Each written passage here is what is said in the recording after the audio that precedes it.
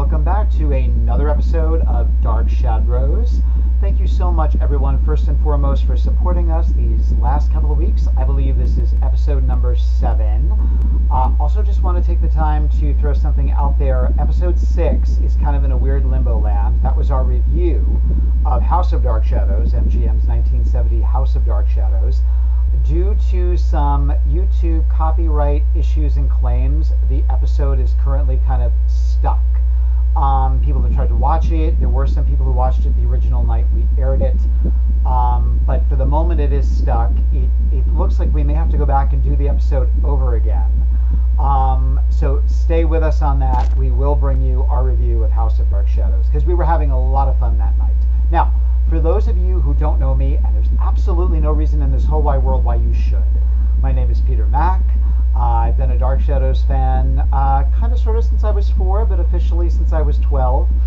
Got involved in the annual Dark Shadows conventions at that time. Made a lot of wonderful friends through fandom over the years. Eventually got to know some of the stars from the show, the actors, and actually got to work with them on theatrical projects and several charity function events.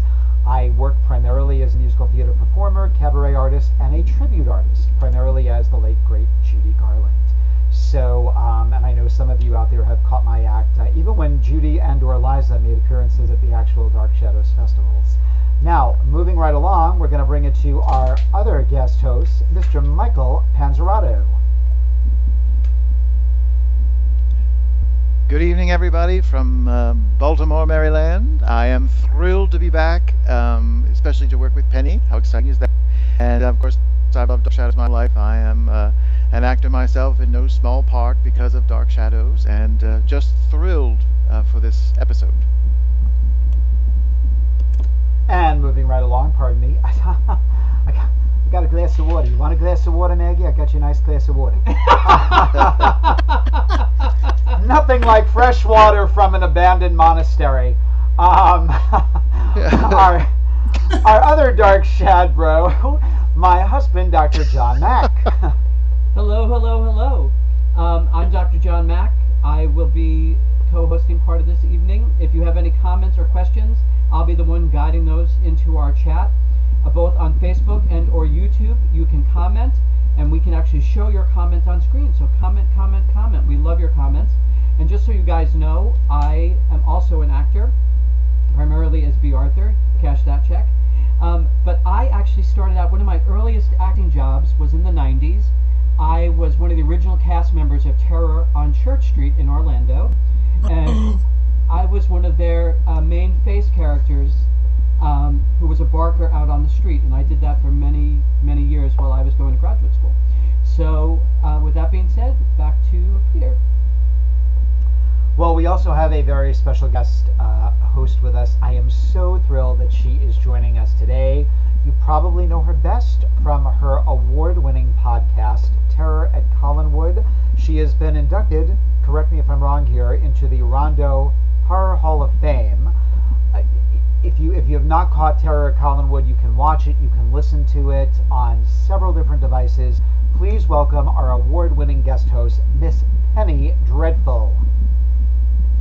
Hey, hello, Penny. guys. Hey. Thank you for having me. Thank you so much. I have my ring here, Yeah, so since I'm here now it's the Dark Shad hose. There we go.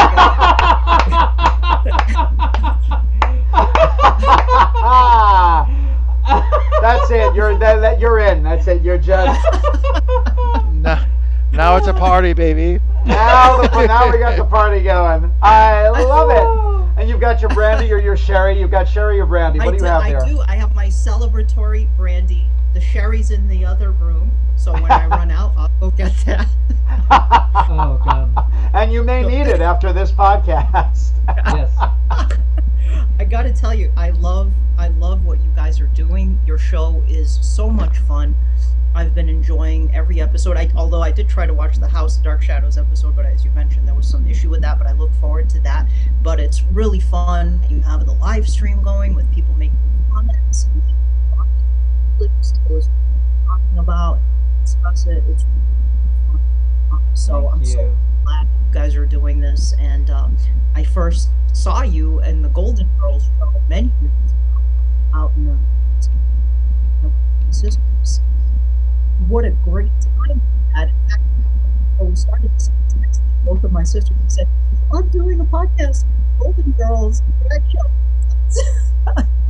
So what Golden Girls Live, that's so much. I immediately caught the Dark Shadows references that you guys dropped into the show. And I was like, you're Dark Shadows fans. So afterwards, I went up to you. Okay, who's the Dark Shadows fan? Because we brought references to like Dr. Woodard, I think, and Dr. Hoffman. Dr. Hoffman, yep. So cool, so much fun. I absolutely loved it. We still talk about that show to this day. We talk about the Golden Girls show. it was fun. Yeah, we did that.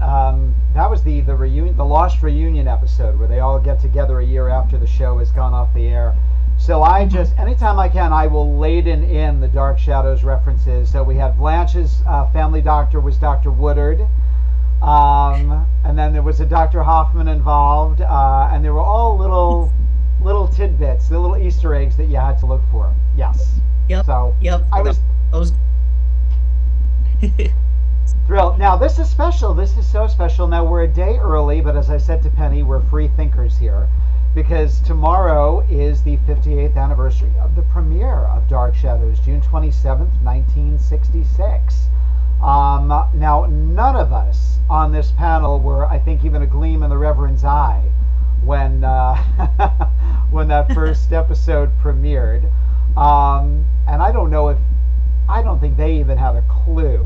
When did it take? I think it was June 13th that they actually taped that episode of 1966. If you ever go into Manhattan, the original studio is still there, where they filmed the first 50 episodes. And we lived not too far from there. I think that's where they filmed like The View and Kelly Ripa and what is their show? Good Morning America. Good Morning America. Yeah. So that's all filmed in that building. But today we're going to be celebrating all things Dark Shadows. Obviously, we're going to focus on the original series. We're all going to put in our commentary. We all tried picking our favorite scenes, which, as Michael pointed out, is like asking you to pick your favorite child or your favorite pet. So let's take that first journey back. Let's go back with Vicky and hop on that train from New York to Collinsport.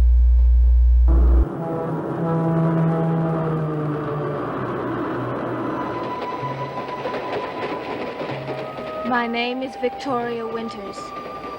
My journey is beginning. A journey that I hope will open the doors of life to me and link my past with my future.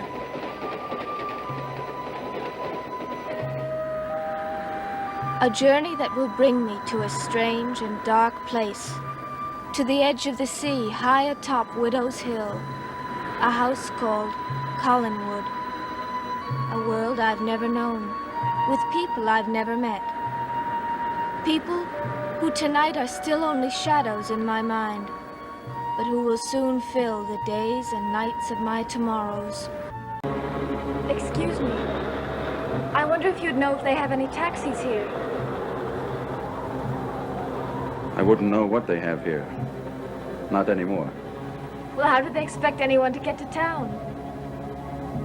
Broomsticks and unicorns. And chauffeured cars. Can I give you a lift? I can take you to the hotel. You'll get a taxi there. That's very kind of you, Mr. Devlin. Burke Devlin. I'm Victoria Winters. Welcome to the beginning and the end of the world, Miss Winters. I'm afraid I'm not going that far. Only to a house called Collinwood. Do you know it? Yes, I do. Very well.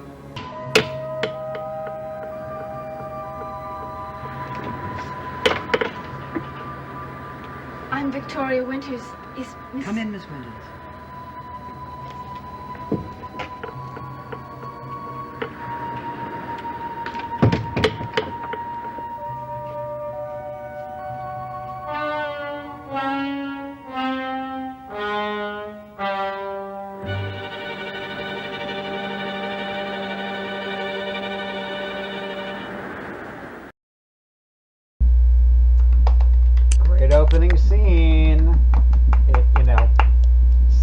sucks you in. Now, Penny, since you are the guest host, thoughts on that opening, and also how you got involved, which we were talking a little bit during the preamble about how you initially got involved with Dark Shadows, for those who may not know. Oh, well, my goodness, what a way to start a series. I've read articles that said Dark Shadows started as more or less a standard soap opera. Clearly, Dark Shadows was unique from day one. There were no soap operas or any other prior to that looked like that and sounded like that. We start out with that Jane.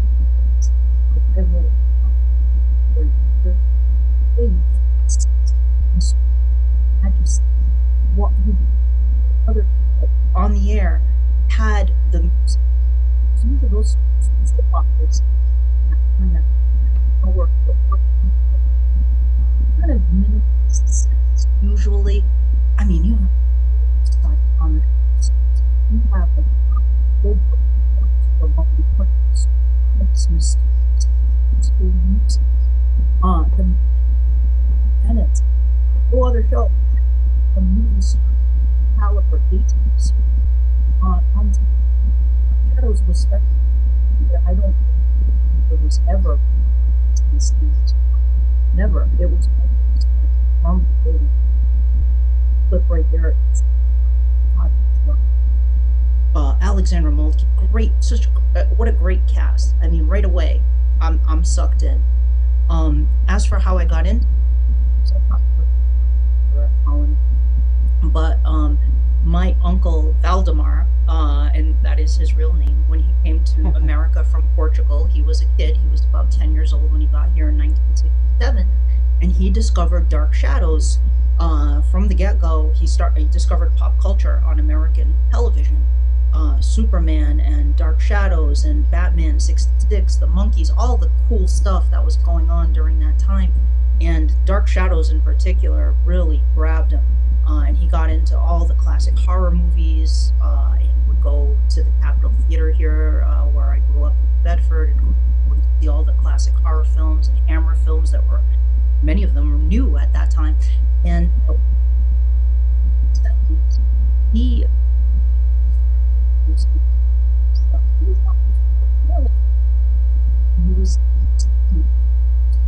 and famous imitating no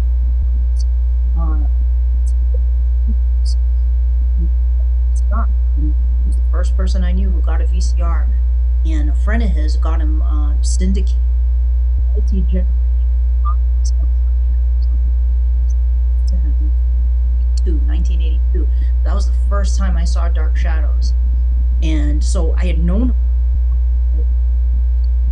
And in 1982, when I saw that first syndicated Barnabas, Willie comes out of the coffin and grabs Willie by the throat. That was a visceral moment. That just hooked me too. And all I could talk about was that moment and that episode and wanting to watch more. I was addicted right away. I wanted to keep watching more of it, and I did. And he kept getting more tapes. The tapes. Oh no! Where? Meanwhile, they started playing the show in syndication, and so Uncle Val got an antenna so that he could watch. My grandparents would get off the school bus. I think I was already in high school at that point, or junior high, and then going into high school, and I would saunter to my grandparents' house. So on Dark Shadows, and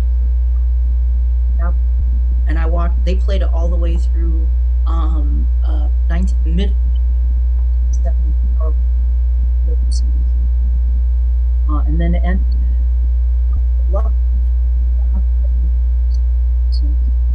Shadows tapes. I definitely bought all of those when those were coming out. I was working weekends at another clothes store to make some money, and all my money was going to buy tapes. Yep, and I guess about 1986, I discovered Dark Shadows files. I discovered my scrapbook memories of Dark Shadows. I found it in Walden Books. Remember Walden Books? And that's how I was able to find around sticks, and I started subscribing to all the zines. World of Dark Shadow. Any all time. Such a good time to be a fan too, or to I remember Dark Shadows was going on, and there were zines and all of this stuff going on. So yeah, it was so cool. I get excited think remember the thrill, and I know you do too, Peter. Like just that thrill of like zine is whatever it was. Sentinel. So there were so endless. It really was. I know for myself when I got the first tape, or maybe it was the third one, and they had there was a little like commercial for the introduction to Barnabas Collins' book. So we sent away for that. My mom bought me the book, and then when the book came, there was all of this stuff for a Dark Shadows convention, and I was like, "We're going. I have to go. We're going." It was at the World Trade Vista, and 3-day event, half a day on Friday, 2 full days on Saturday and Sunday, and I was promised we could go all 2.5 days, and then as we got closer, it was going to be wheedled down to 1. And I certainly was not prone to tantrums, but I was like, no, I'm not going down without a fight. And actually, my big brother stuck up for me, who was not a Dark Shadows fan at all, but he knew how important it was to me. And he's like, come on, guys, you promised him he could go to the whole event. So they worked it out so that I could be there all 2.5 days. The only thing I didn't get to stay for was the banquet, but that was really cool. And I made a collage for Catherine Lee Scott because I was in love with Maggie and Josette, and I presented that to her. And then on Sunday, getting to meet Jonathan was the huge deal. And I also made a collage for him of various photos of him as Barnabas. And this was the autograph line to get to Jonathan was so long, but I was not getting out of line. And I just remember by the time I got to him, you could tell all of the actors were feeling no pain. And I presented him with the collage, and he said, "Well, that's beautiful. That's lovely. You should be very proud of yourself." And he went to hand it, and I said, "No, that's for you." And he said, "You made that for me?" And he was genuinely touched, and he took my photo, and he looked at my. He says, "This is Mum. This is Mum. Mum and son. Mum and son. This is Mum and son. To Peter with gratitude. To Peter with gratitude." And that's how he signed my photo. I was melting. I was absolutely melting. That's so cool. Michael, thoughts on that opening scene there? And I agree with you, Penny. It was never like any other soap opera. I don't know any other soap opera that has ever started that way or had that kind of a feel to it. So I echo your words. Michael. The one thing I noticed about it that changed throughout the series, and I have to take notice next time the subsequent episodes, it was very dark. When I was very glamorous, Joan Bennett opens the door, and she looks like something out of a damned fairy tale, the way she looks so beautiful. And then she enters into the house, and the house itself is very dark. In other words, I wonder if they kept that, how much spookier it might have been, because we said before the black and white was scary, but the show itself, the look was different, the way everybody behaved was different. I was looking at Alexandra Moltke, and she looked like something of a fairy tale. Even in modern garb, her hair was absolutely beautiful. They did something, and I've said this before. Jonathan Fred used to say, it would coalesce on its own, but there always seems to me like, even without realizing, these early episodes were setting up for Barnabas. I mean, a family that lived like that, there has to be something hidden somewhere. I don't know about a vampire, but something hidden somewhere to have a home that looks like that, and somebody to be that. I mean, just a fairy tale world setting up for any grander is because because I didn't see the series. Like they didn't start it in Baltimore at that point. They started it when Willie broke Barnabas out. So Oh, I hadn't seen these until I was an adult. And that was my first thought as well. Without knowing it, they were preparing for him the whole damn time. And I think it gets a It was bad. glamorous. I think it gets a bad. I think that first year, it's just shy of a year. I think the first year gets a bad rap. I think. That's how I got addicted to the show. It was before Barnabas. Peter was playing it. It was one episode, then two. I started to ask questions, and then I was like, "Wait, is there another episode?" He's like, "Yes, there's another episode," and that's how I got hooked. Was the original storyline before Barnabas. Yeah, it's. I just. I don't think that first year gets enough credit. Also, it's only like. It's 70 episodes in because it's Josette's Ghost. That's the first ghost we officially see. So it's not that for a weekly series. It's not that far in. Plus the fact that you do hear the sobbing, and we don't know where the sobbing is coming from. And I mean, I think Curtis went out of his way to say, you heard sounds, but you didn't necessarily know. Was the house haunted or was it not? Was this in Victoria's mind, or were the townsfolk right? Was Maggie Evans right? Stay away from the house. But that spooky vibe was always there. I mean, do you guys agree or no? Yes. Oh yeah. Oh yeah. Didn't Dan Curtis say once that he thought that most horror films had it backward? That in most horror films, nobody believes. They only believe in what they see. Everybody's very logical. Nobody wants. But I think he said that the average man would be prone to actually be more find like ghosts and something more credible than films play them out to be. And I think Dark Shadows kind of gives you that, like what he's saying. You heard something, but you didn't know what you were hearing. And all the townspeople saying the house. It is a casual kind of thing, and I agree with him. Certainly, everybody I know had a family member with a ghost, something like that, and he sort of gave the series that sort of like, maybe it was a ghost, maybe it wasn't. Who the hell knows? But it's fun to hear. That kind of a vibe. So he was in his own way a genius with that stuff. I also think that Vicky gets a bad rap. She's kind of,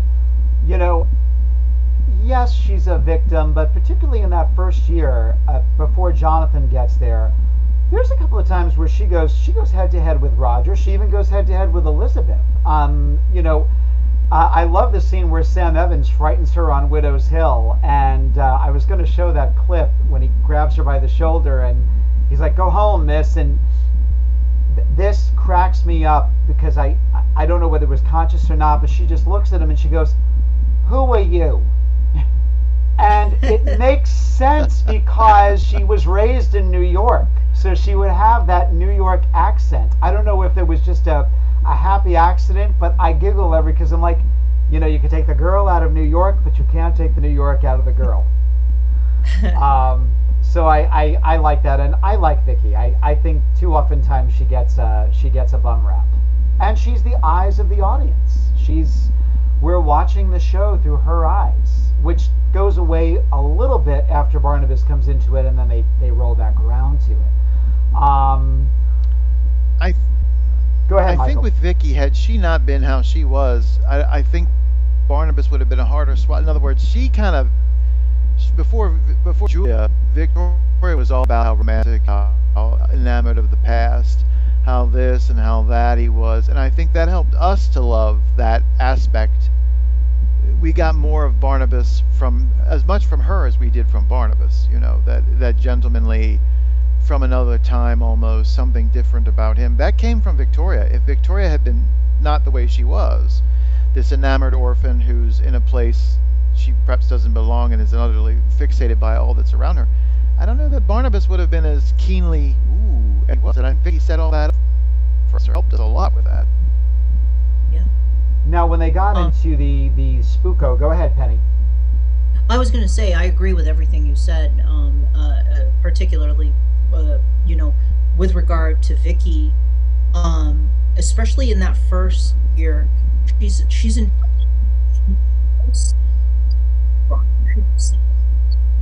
And honestly, I don't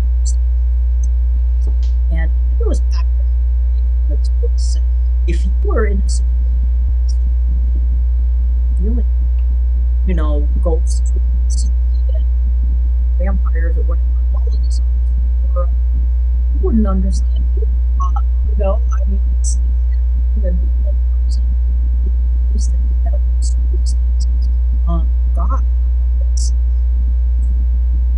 no, but she still was and go confront people like Nicholas Blair and Cassandra, and even still was way. Dark Shadows. They even Curtis was when he was a kid.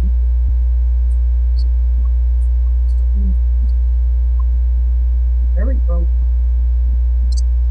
So there was Night Squad in a figure, and of course, who is that? That wasn't Roger. That wasn't who was that? So,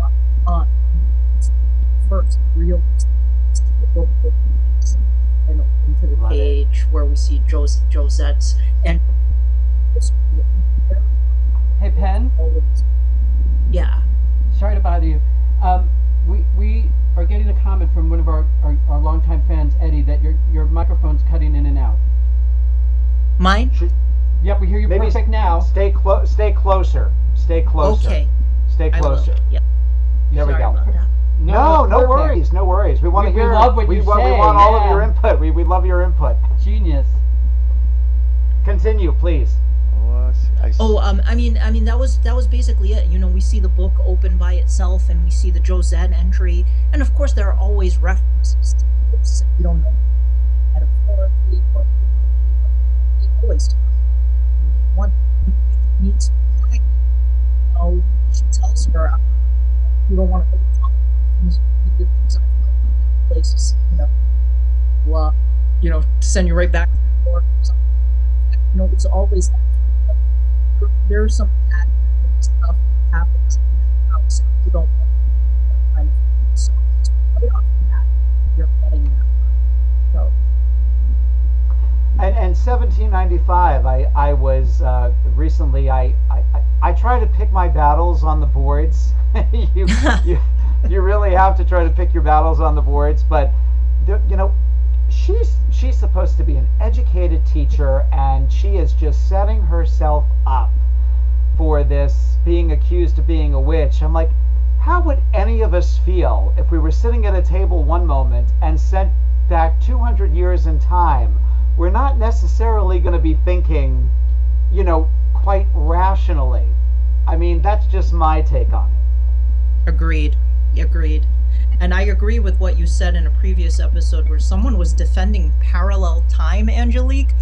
What? She is so evil. She is right. Our Angelique, she's bad. But that Angelique, there's no shades of gray whatsoever with that. She is bad news. And exactly. I don't know if there's any way to. And all those, like you said, all those characters in 1970, most of them are nice people. Even Quentin, at that time, nobody is really a pleasant person. And pure evil and no defense for character. And by the way, we talk about this all the time, but Lamar loved playing all of those different layers. That was so much fun to watch. Yeah. Right? But the person who keeps posting these weird comments is like this.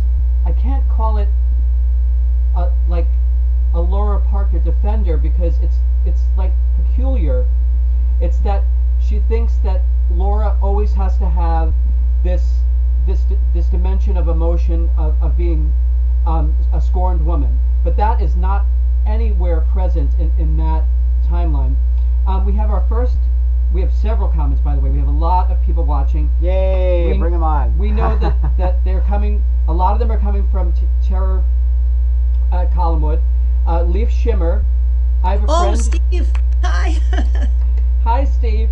I have a friend whose favorite character is Liz, now and forever, and his favorite line is, because because I choose to do so. That tells you Yeah. she is the mistress of Collinwood. That's right. That's right. Don't forget, Love that. guys, like and 1000%. subscribe. I forgot to say that at Like the start and of the subscribe. Like and subscribe. It doesn't cost you anything, and it helps us a lot. So please like and subscribe if you like what we're doing. And we'll sleep with each and every one of you on Halloween.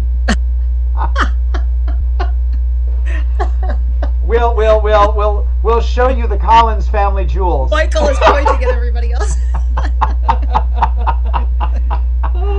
Oh, now getting into the spooko factor, as I mentioned, that it didn't take too long. This is a classic moment in Dark Shadows history. I know Robert Costello said they had a blast when they filmed this. First part is in the studio, but the really great part is actually upstate New York, or kind of sort of upstate New York. So let's see that moment when Dark Shadows really went out there into the ether, as Alexandra Moltke would say. No, husband of mine. Yes. What would that one be called? Oh, that is, hang on, Legend of. Okay. Legend of.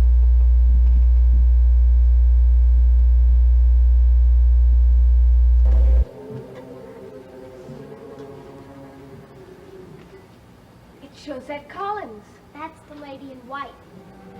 This is your drawing. You copied it from this painting. No, I didn't. I told you.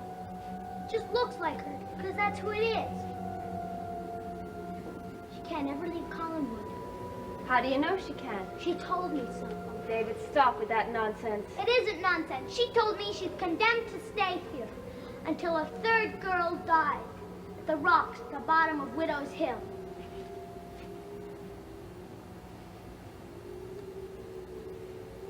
I was hoping she'd come and see you, Why? because maybe you're that third girl. Maybe you're the one that will fall and die at Widow's Hill.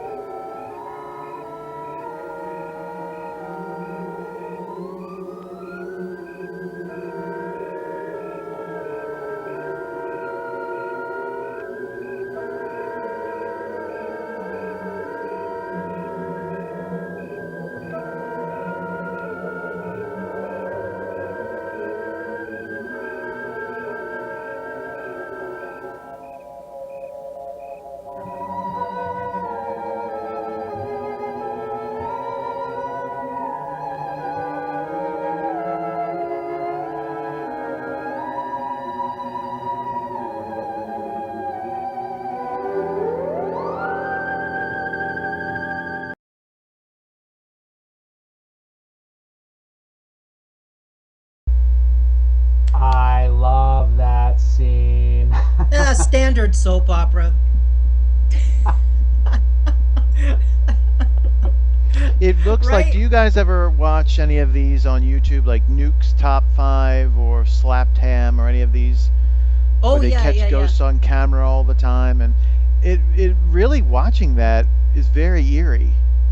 Totally. It The looks like a music, paranormal. It looks like dark of slapped ham. night. Like, I totally agree. It looks like Exactly. I something was that just sitting caught here on thinking camera, that is like, so yeah. freaking eerie. I totally agree. with you. Totally, it It's was so creepy. eerie and it sticks with you. It gets under your skin. It's gorgeous and spooky and Mhm. unsettling. I just want to interrupt for 1 second. Exactly. Go for I it. want to show one thing. I found this picture, and this is little Peter Mac at Lovehurst Ah, holding I love it. the wolf cane, wearing his cape. Anyway, My first Barnabas cape, yeah. I was thrilled when I found that. It was a Sherlock Holmes costume kit, but it was the closest I could find at the time, so. so cute. oh no. Yeah. And the yeah. cane was the real cane, wasn't it? That was the real cane. I have my cane. I've got, let's see, we've got Barney. I was waiting until Barney came out, but there we go. We've got our cane here, and then we have, which they did a pretty good job when the 2012 movie came out. You know, they did a pretty good job for a plastic cane at doing a replica. So we got one of those there too. We got a whole collection here. You know what? All four of us should get That's that cool. cane, and then when we can vote on stuff, and we can give it a Wolfie. Yeah. I have Oh, mine from now here. on, well, there You we go. do? So that's it. See? Well, we'll do our little, give it a Wolfie if you like it. I love it. But you're right, Michael. It does. I'm in. It looks like something out of a paranormal show that you would watch now. It really looks creepola. Steve just wrote KLS channeling Isadora Duncan. Marvelous. Josette choked to death on her shroud. We have a comment from Eddie here. Eddie says, Eddie, we love Eddie. "Hey guys, it's great to see Penny again. I met her at the Salem Witch Trials Memorial a couple of years ago with Helen Samaras and Marge Hicks when we were visiting Salem one day. So yay, Eddie." There you go. Oh my God! I remember. Yeah, I remember hanging out with you guys. That was so much fun. It's commenting. It's to see you on here. Well, Eddie's good. Eddie's very good people. Eddie's great people. He's good people Yeah. and he's a lot of fun. Yeah. yeah, we had a good time. Yeah, that was really cool. That was when I was living there. Actually, that was I went down there and met them and went over to see where they determined near where Gallows Hill was, and they have the little memorial there, which is weird because it's like right behind the Walgreens or Walgreens? something there. That's right. But yeah, it was cool to go there with them. Yeah. They've actually built it now so that there's a ledge and a park where you can stand. So they built out an Nice. extension. Yeah. Yes. Yeah. You have to be respectful because there are homes, private homes, right adjacent Yeah. to it. But yeah, but it's very nice what they've done. Anywho, getting back to DS. Yeah, I just love and I love the ghost of Josette. I love everything that happens with her, and in those early episodes in particular.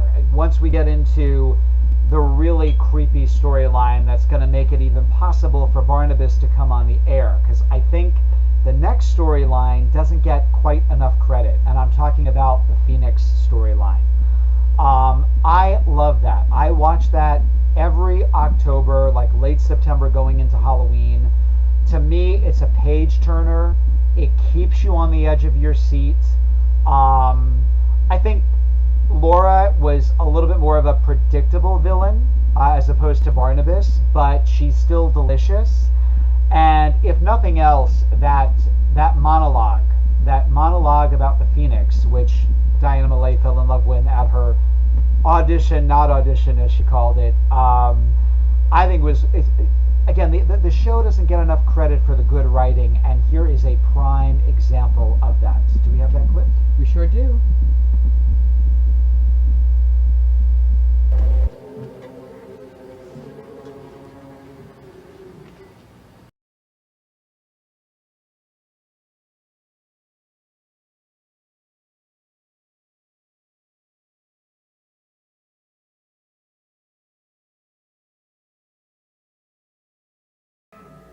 And there are the tallest palm trees, with trunks curving up into the sky. Kind of trees that make a wonderful nesting place for the phoenix. The phoenix? What's that? A legendary bird. A bird that's said to live forever. I've never even heard of it. Well, not many people have. In fact, it's said that there's only one on Earth at a time. What does it look like? Oh, it's very beautiful. It has a scarlet head and body, and it has sea blue eyes. And its wings are iridescent. I wish I could see one. Well, perhaps you can, in your imagination. Try to picture the beautiful bird flying high in the clouds, and listen, the flap of its wings as it flies from century to century. It must be pretty old. Oh, that's one of the fascinating things about it. It doesn't grow old for 100 years, and even then it doesn't lose its beauty. Then one day, it feels its wings growing heavier, and it knows it hasn't much time. It hears death calling, so it knows what it must do. It starts on its last long flight in search of the very tallest palm tree. Then it gathers up all the sweet-smelling spices, and it builds a very special nest on top of the tree. And then at dawn, the phoenix awakes, begins to sing. And then the sun rises, and the rays become very strong, and they beat down on the dry nest. And slowly it starts to smolder. And the phoenix fans the spark with its wings until the entire nest is ablaze. And the beautiful feathers, they all catch on fire. The whole bird is consumed in flame and burned to ashes. And from these ashes, the phoenix is reborn to live on and spend the next 100 years in paradise.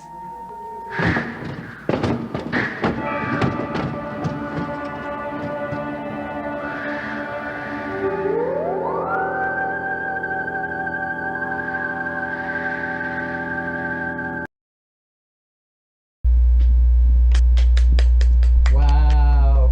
Good stuff. Good stuff. I don't think the storyline gets enough credit, and it was Malcolm Mormerstein who said it really was Laura and the Phoenix storyline that made it even possible for Barnabas to get on the air, because it was through that cycle that ABC renewed them again.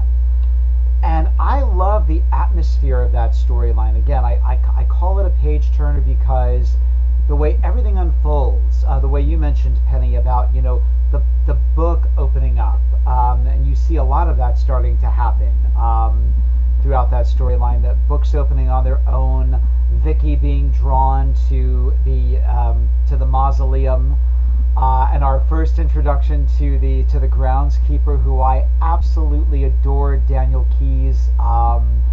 I was so sad when he was replaced because I wanted a whole story just about him. But I love the detail to the effects. The way Laura emerges at one point in that the mausoleum where all of her ancestors have been buried, the way the coffin opens up of its own volition after they've disinterred it. I just love that storyline. I love that storyline. And she's so beautiful. What a beautiful woman. Gorgeous lady. She worked with my godmother. My godmother was Dobie Gillis's mother, Florida Freebus, and she was Dobie's girlfriend. Clinky. Oh, company's coming. Sorry. I got really excited just now. Oh, but what a beautiful woman. And what is just a simple scene with the fire in the background. You know exactly what is happening. Beautifully shot. Eddie Lucas made a comment a few moments ago, and this really harkens back to what Penny was saying at the top of the show. Soap operas at this time were those old-fashioned organ music, but this is a fully orchestrated sound. It sounds amazing. What was her name? Sybil? Oh, Sybil Weinberger. Sybil Weinberger. I mean, she chose and works closely with Robert. The music is just brilliant. Brilliant. Anyway. Yeah. Your thoughts, and she went on again, to eerie. marry Robert Costello. Eerie. Yeah. Eerie. Yes. She married Robert Costello. That's right. Yeah. Well, you did a whole great episode about the music. Yes, with Ben Alba, and we talked all about Robert Cobert's different musical scores. And Ben is a musician. He still, you know. I love that he would episode. give little snippets of some of the different themes that we were talking about, which was really fun. But I agree with everything you guys said about the Laura storyline. The Laura storyline is pivotal. It like you said, it set the stage for the show, and it was also Dark Shadows from all gothic tales. Phoenix, of course,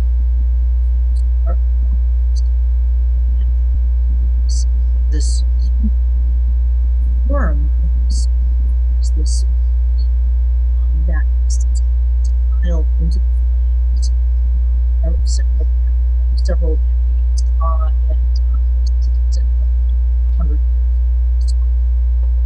97. Sometimes it,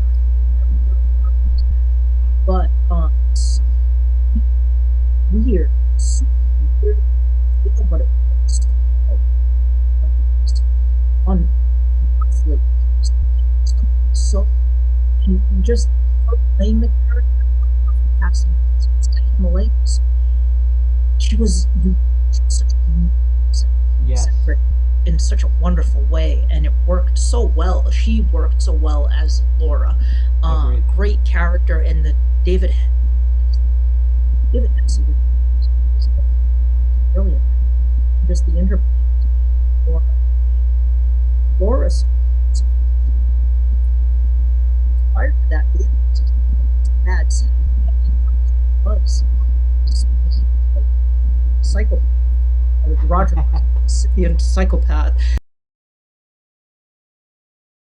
After what happens with Laura, after she tries to immolate him and take him into the flames, he makes the choice to go to Vicky, and that's a key moment for that character. David is still kind of an ass after that a lot of times, but he softens as a character. He becomes more human after that, and it's a really great storyline. Definitely doesn't get enough credit.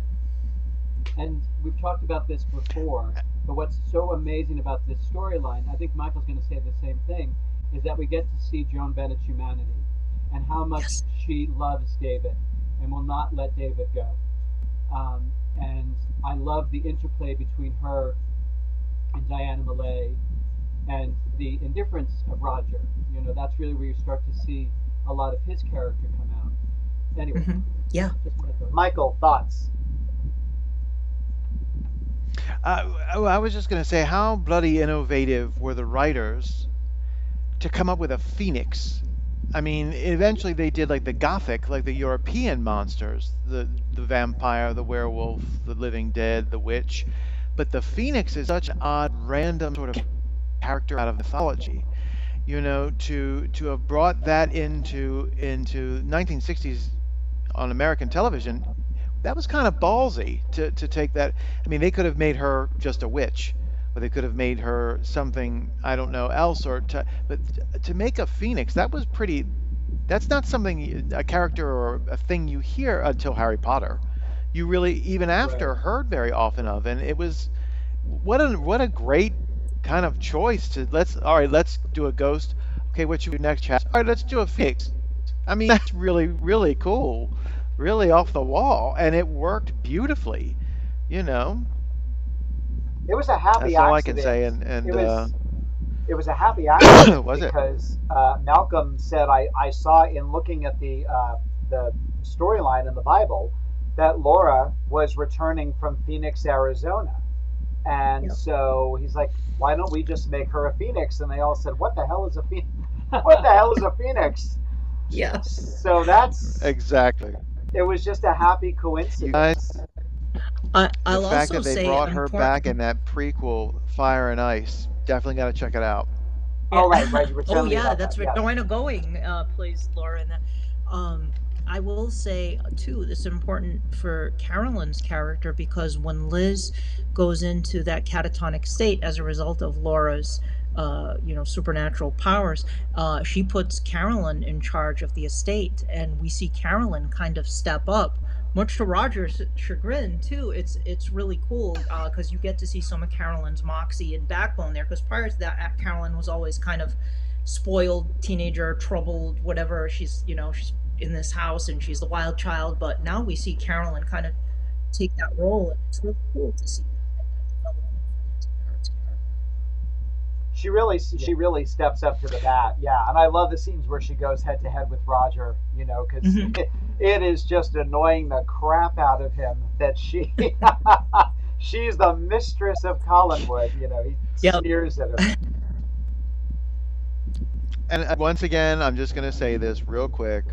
Kudos to the forward thinking in Dark Shadows, because once again, you have a story involving 3 formidable female characters. You've got Elizabeth Collins Stoddard, you've got Laura and Victoria, all sort of battling over the boy. And to be honest with you, the men were always Barnabas and Quentin were the 2 major male characters. They were always in trouble and being bailed out by Doc Hoffman or Angelique, and even Nicholas Blair. Angelique ended up stomping all over. The show just was so forward thinking with the female writing. The written characters in this, they were not your average female for that era, and I think that's great. Well, Watching Laura, all I could think of was another powerful woman. Yeah. Speaking of formidable women, I love the fact that Mrs. Johnson is playing defense. Anytime Laura tries to come in the house, she's blocking the stairway like she is a goalie, man. She is not letting her upstairs, right, Penny? I mean, she's great. Yes. She is just like, no, you're not going I up there. love Mrs. Johnson. Absolutely love Mrs. Johnson. Yep. Yeah, those early episodes, man, she has got some great, and nobody is messing with Sarah Johnson. She's no. Yeah, she's great. Well, while we're on the subject of happy accidents, and we just saw Sprat House, we were supposed to talk about this in the Hodds thing, but some fans know this and some fans don't. It was never apparently a part of the original story trajectory. They went to Lyndhurst. Not even to use the mansion. They were just using the driveway to be the driveway of Collinwood, Seaview Terrace up in Rhode Island, and for the side of it to be Matthew Morgan's cottage. They were setting up lights, and Dan said, I'm going to go take a cigarette break and walk around, and he stumbles upon this crumbling, decaying old mansion. And it's like, oh my God, this has to be in the show. And he races back up and says, as soon as we're done here, we got to get back down. I found a new place. Well, what is? I don't know what it is, but it's got to be on the show. And that's how the old house was born. Wow. It was never part of the original trajectory, but it's Michael, you were saying it's your favorite house, and as much as I love Collinwood, the old house, I think is definitely my favorite house of the 2 of them. I'm an old house. How about you, Penny? Oh, I will always, Seaview Terrace, Collinwood is always going to have the top place for me, but Old House is a very close second, and it broke my heart when I found out it burned down during the run of the show. What a heartbreak that was, but yeah, I love the Old House. It's so distinctive, and that's the one I just recorded an episode on the 1991 Dark Shadows series, and that's as much as I did like the 1991 series, but Collinwood, it's just there's something so distinctive about Collinwood and the Old House in the original series where they're iconic. You see them and it's etched into your brain. Whereas Greystone, the angles they showed, it was cool. It's a beautiful mansion, but it just doesn't have that thing that pops about the original ones. They could have done 2 things, from my opinion, and Dan was notoriously a little bit of a spendthrift when it came to things like this. I think all they had to do was just, if they could have added a portico to that, and maybe some columns, just to or there is an old house in Beverly Hills, and it was used for the Fresh Prince of Bel-Air. Oh, sure. It is almost a doppelganger, and it's right down the road. So if they ever do a reboot, and we'll get on that subject later, there's your old house. It's right down the road from Greystone. It's got the columns, it's got the portico, it's got all that stuff. but I'm with you. The fact that like it just looks like another side of Collinwood. It doesn't look like its own character. Yeah. Yep. You know, the thing about the Collins family and the housings for me, we talked about this before, from Maryland, and you're one of the original 13. You saw a lot of those houses because they all look like DC. Yeah. You know, anybody who had money seemed to want their home to mirror DC, that Greek modern thing. So the fact that Joshua fought in the Revolutionary War and the secret room was built to hide munitions and all of that, and the family jewels during the war, you would think that that would have registered, hey, that this is a family that probably would have shown off by having a house that looked sort of had a DC vibe, had that sort of popular vibe, and the other the great house looked like a castle. It had a very castle-ish look, where the newer one just looked like a big ass house. You know what I mean? Like you'd see a big mansion. It was just another big mansion with lots of rooms, whereas our original sort of took your mind back to Europe and to the old state houses in Europe and all the baronial homes. It would seem just less imagination in the newer with the newer, which is sad because it was, you know, it's like the Enterprise on Star Trek is a character in the series. Yes. You know, blow up the Yes. Enterprise, the whole audience was like, oh, they blew up the Enterprise. Happened like 15 times, but they blew it up. It's a character on the show. So was the Great House. So was, I mean, it had a West Wing. How are you gonna have a wing when it's just a big Yeah. block house? You know. And that's why it was so devastating in 1995 when you see Collinwood just completely destroyed, and in such bad disrepair. It's shocking, and it hurts to see that, you know, because it's Collinwood. It is a character in the show. I think, as Jeff Kenny said, it's the only thing you see in every single episode of Dark Shadows. All 1,225 episodes of Dark Shadows, you see Collinwood either in the opening or at some point in the show. Yeah. And when the Warner Brothers remake, 100%. the pilot, again they were using Greystone. And Well, they were using it for Collinwood. yes, I think there's a place card for the old house right. that looks kind of more. I think, if I'm not mistaken, there's a place card, but it's not Greystone. It's Right. And Oh, really? I thought it was part of Greystone. Okay. And then the interiors, that big staircase that she walks down is the theater. it's the old house is a very prestigious old theater in Los Angeles. The interiors For the old house, and Oh, then the interior. Okay. Josette's bedroom is actually the ladies' room of that theater. Yeah. They converted it into Josette's bedroom for that 2004 Yeah. pilot. We should No, do a they whole also. episode- Okay. Gotcha. Yeah. We should do a whole episode on the old house. Oh, we could do a whole episode about the houses. Absolutely. So now Laura. All of a sudden, the ratings shoot up again, and what are we going to do next? And according to Mr. Curtis, I'll come up with the scariest thing I can think of. What frightened me the most as a kid? It's going to be a vampire. And this clip needs absolutely no introduction whatsoever. You're going to tell your husband what I Got it. Oh. Well, that's pretty self-evident. self-evident, yes. Nobody hangs up a thing around here.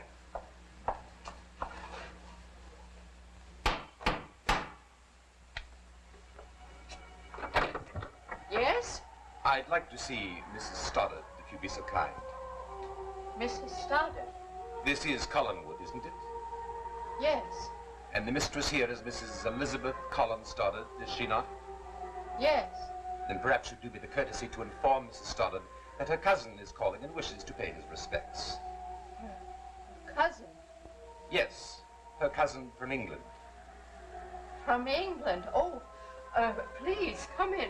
I'd be delighted, thank you.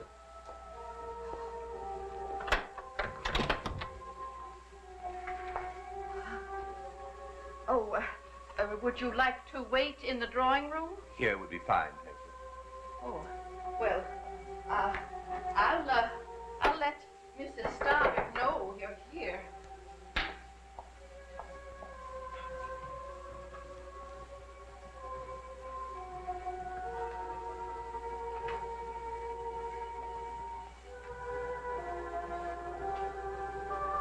Oh, madam, if you would, you may tell her that it's Barnabas Collins.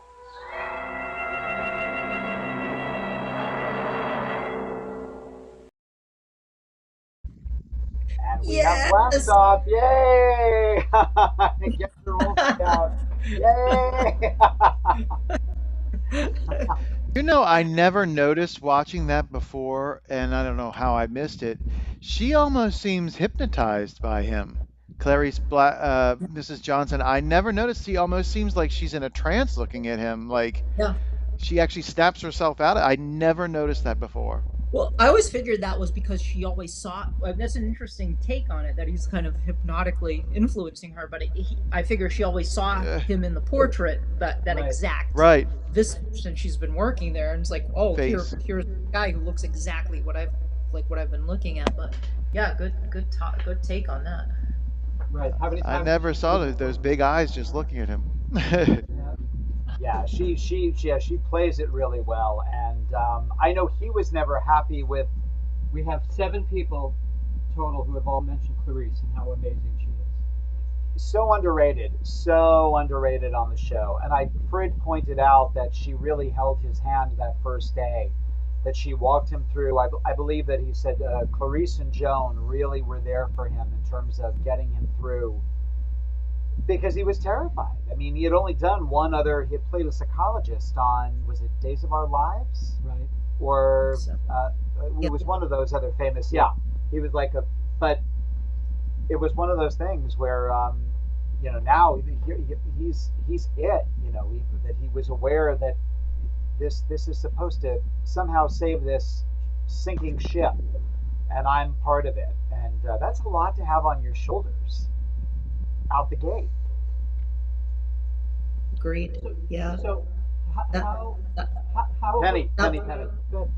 That was why, I recently did an episode celebrating Clarice Blackburn with Tweety Blackburn. She's great. I met her at Seaview Terrace, and she's one of the admins. She admins of several groups, including the Dark Shadows Appreciation, and a few other groups out there.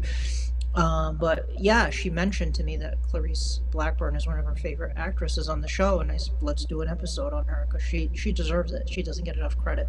And I just love just the humor that she infuses into that moment. Like, nobody picks up anything around here. That kind of just the vibe. She's this put upon housekeeper, and then here's this. Jonathan, my God, what presence and gravitas he has, just from the get-go. The sophistication, just the whole vibe, just this eccentric, all of the above. He just hits all the right marks. He walks in, and I like imagining what it was like if you were watching Dark Shadows from day one, and you were just going along with it, and all of a sudden this guy shows up. Wow, that must have just been mind-blowing at that time. Holy moly! Like, here's this incredible Shakespearean actor who walks into the show, and you got a vampire now on your TV set, on daytime TV. No wonder the kids were running home from school to watch Dark Shadows. It's not a surprise. Some people tell me, oh, he became a teen idol. What are you talking about? Are you kidding me? Just the charisma and just the compelling quality of his performance that just pulls you in right away. It's not a surprise to me. He's just absolutely incredible. Iconic. I played that clip. They asked me at the Monster Expo convention. I was doing appearances Penny Dreadful, and they asked me to do a Dark Shadows 101 panel, which I was like, yes, absolutely. And I played that clip, and the audience, many of which hadn't watched Dark Shadows before, they all applauded for that clip. They all cheered when they saw that. Wow. They knew, it was just, it hits you right away, and it's so good. Jonathan Frid, God, to quote Henry Kaplan, A+. Right, A+. Yeah. You need your baton. I love that. I love that. I know he was never satisfied, and we were looking at the movie. In the movie version, he plays it more in that kind of nervous thing, like, oh my God, I can't believe this portrait is even here, and he's kind of trying to downplay it. But I love that he's so triumphant looking, like, when you can curse on this particular show. It's like, Dad, you son of a bitch, you locked me up. And I'm back. Yep. Yep. I love it. Love it. That Michael. when You I do get a lot of that sense that I broke out in those early episodes with him. There's a very strong tension between Joshua and Barnabas, and you feel that very heavily in the first couple episodes. And with that thinking on it, you would see him being triumphant about I'm back and this place is mine now. When he talks about those of you who are here, it's mine now, and all of that. It's very, and you're absolutely right about his. I was looking and thinking the coat was new, so the collar stood up beautifully, and just seeing him from behind, the way the collar was, it almost looked starched, and then that voice comes through. You don't even have to see him, but the voice is just. It kind of puts you in sort of a hypnotic kind of. You get that kind of expression like her, like I said before, if the show, and I wouldn't have wanted it to, I like it exactly as it went, could teeter very closely a Salem's Lot situation, which it sort of did more in the movie by the whole cast being vampires in the end. But you think about it and thought if he had stayed the way he was and not softened, and we've talked about that before, it would have been very creepy. He would have been extremely scary. Oh, yeah. Very scary. Yeah. It's a touchy subject because obviously Dan came up with the concept of the vampire, that he wanted Count Dracula, and it really is Jonathan's credit, and I think this is what caused that tension between the two of them forever and until they both finally closed their eyes. It was, but it really was Jonathan's approach of, I'm not going to play a one-note monster. It's boring. It's going to get old really fast. And the writers were on board, and it's just, we're kind of lucky that Dan was off doing pre-production of Jekyll and Hyde with Jack Palance. And I think he was preempted by about a week, so they had a little meeting. There was a strike, either a writer's strike or some kind of Screen Actors Guild strike. So they all met, and he gave his thoughts, and they said, we're on board with you. So I think Curtis was not thrilled when he got back and saw what they were doing, but you can't argue with success. It worked. Agree 100%. I mean, Dan Curtis did so much for Dark Shadows, and the fact that he decided we're going to do a vampire is huge. But he wanted a marauder. He wanted, like you said, he wanted Count Dracula. Jonathan Frid always says in interviews he liked playing between two poles. He liked playing the good and the evil and the good. He liked those gray areas. And Ron Sproat leaned into that. Joe Caldwell leaned into that. They got it. They were playing into that.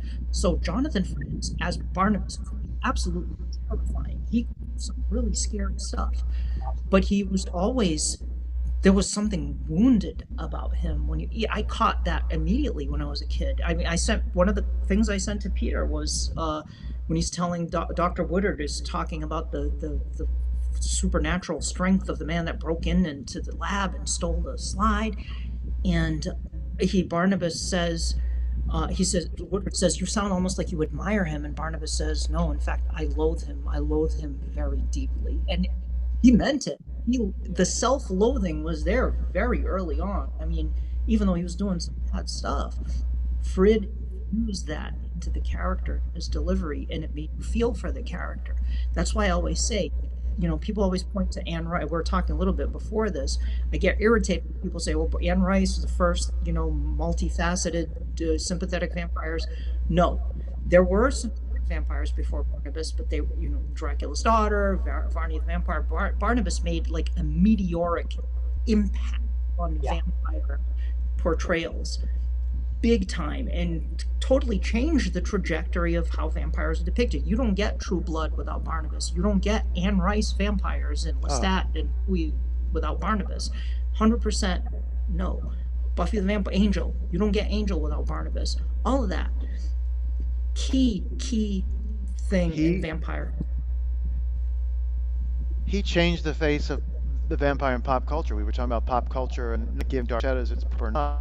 I mean, not only did he make the show a success, but the vampire was rewritten pretty much after, I mean, even Love at First Bite.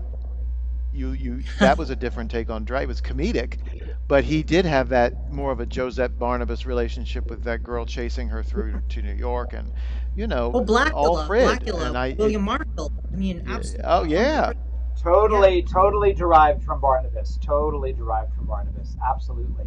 Yeah. just insane. Chaining him in the coffin, and the long lost love, and that was William Marshall. Apparently, he said I read that script, and it was like very bad.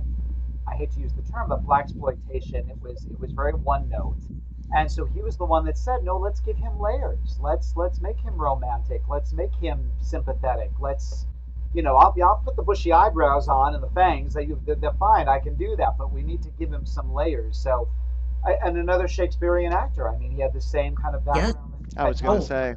Loved him. And then it I goes think all the way to Mr. Francis Ford Parks, you Coppola. needed a Shakespeare. Oh yeah, absolutely. The Well, and Coppola, there were 100%. Yeah. and there was a lawsuit about all of that. I heard about that. How did Really? I So didn't what- know that. It's Darren Gross knows more about this, and that was how I first heard of it. But Curtis apparently sued Coppola because it was Bram Stoker's Dracula, and I mean, essentially, it's almost a rip-off of Curtis's Dracula, because you've got the long lost love thing going on, which Curtis did steal from himself from Yes. Dark Shadows. But there was a lawsuit, and I believe Curtis did get some kind of a settlement out of that. Don't quote me on that, but I'm pretty sure that they did get some kind of a settlement, because it was the same kind of title, even though you can't copyright a title, and the idea was there. I think there was something. But then again, Art Wallace, there was no lost love between Art Wallace and Dan Curtis, because Yes. according to Art, he's like, I don't know where this dream came from, but I had no, I don't have any recall of any dream of a young girl on a train, but we could go down that road at another time. That was Art. Art was not a very happy camper, apparently. So, And what was his credit? certain characters created and developed by Art Wallace. Yeah. And the story Bible, I mean, if you read, I know many episodes in the early days were written by Art Wallace, and he wrote the story Bible for the show. Clearly, Art Wallace was a very important player in Dark Shadows, too. Absolutely. And I can understand why he was frustrated, but Dan Curtis was, I mean, it was his show. Ultimately, at the end of the day, it was his show. So, yeah, there it is. Yeah. There's the Bible, which is very hard to find, and I'm hoping Catherine might consider doing like a limited pressing of these, because fans want them, and it's great to read because you just get so much stuff that didn't happen because of the trajectory where the show went versus what it was supposed to be originally. So if you don't have it, try to grab a copy, but like they go anywhere from $85 to $100 now on Amazon and eBay, but it's so worth having as part of your collection to read the original Bible of the show. It's a really nice thing there. Piece of memorabilia to have. But just in terms of Barnabas, yeah, it's Fred deserves, I think, all the credit. And also, Fred mentioned in an MPI interview, I was playing a man who has to cover up any aspect of his life that really the public can't know about. Now, Joe Caldwell has written a memoir, and this has come up. At least two of the writers at that time on the show were gay men, Ron and Joe. And I think they were imbuing, we know what it's like to live in the shadows. That you couldn't, in 1967, this is 2 years before the Stonewall riots, and it is Pride Month, so that's one of the reasons I'm bringing this up. That if you were a queer audience member, and even me being a young queer audience member, you tapped into that. Barnabas is living the same kind of life that a gay man had to live back in the 60s, the 70s, the 80s, and even the early 90s to a degree. To me, it's definitely in the subtext of the character. That's just my take on it. I think that is what brought the gay audience in, because particularly at that time, you could relate to it. So Yeah. And read the demographics of the fans. The same with X-Men. The demographic for the X-Men and Dark Shadows almost parallel. Kids of minority, gay kids, all related strongly to those. Because not only were they in the same situation, but these characters were able to sort of, not say control their lives, but really take hold of something and be strong. Yes. You know, so you're right. Having gone to the festivals. Penny, let's get your thoughts. No, and this is Penny? something I love talking about on Terror at Collinwood too, is that Dark Shadows appeals to all of those kids who felt other and who felt like outsiders. And Peter spoke so wonderfully to this I did an LGBTQ Pride Month episode of the podcast, and I kicked it off with Peter's clip because it was wonderful. And it Dark Shadows, all of those characters eventually do take center stage in the show, and they become the protagonists of the show. And it's no wonder that all of the LGBTQ kids, many of them, connected with Dark Shadows big time, myself included. I'm a trans woman. I never really thought about it at that time, but later in retrospect, I'm like, yeah, I think that probably is part of what connected with me, or at least an aspect of course, I love spooky stuff and everything, but there's also that element too as well. So big time, absolutely. And I think the writers were probably infusing some of that into their own writing. I mean, they were very intelligent, articulate guys, and they were infusing some of that into their own writing. Sure. And I'd love to talk to Joe Caldwell, the last surviving writer of Dark Shadows, who's still with us and in his 90s now, and I'd love to chat with him at some point, and hopefully I will get to do that and have him on the podcast, fingers crossed. But I don't know if he'd be willing to do it, but yeah, I mean, absolutely agree. Yeah, his memoir you can buy on Amazon. The title just flew out of my head, and it's on Audible. In the Shadow of the Bridge. In the Shadow of the Bridge. And he reads the preface, and then another person comes in to read the end, because Joe is in his 90s now. So 95, maybe 96. Yeah. So he reads the preface, but then another studio voice comes in to actually read the book itself. But it's totally worth checking out. But I will say, somebody called when I played that episode. Somebody called me on it and said, well, Dark Shadows isn't just an LGBT show, and I totally agree with that. Dark Shadows is not just Dark Shadows is for anyone who loves Dark Shadows and who connects with it. It's not like icing anybody out. It embraces all of us who love it, but I just find in general most of the people that love it tend to be people that are not like kind of mainstream-ish, I guess, if that makes sense. And it's just kind of people that kind of march to the beat of their own drummer, and I love that about fans of Dark Shadows and Dark Shadows. You said it perfectly. You said it perfectly. Other than. Yeah. But it's that great Liza Minnelli, quote. I think it was her Pet Shop Boys album, where someone said to her, "So is this album just for the gays?" And she's like, "Yeah. If you happen to be a man in love with a man. If you're a man in love with a woman, it's for the straight people too." Right.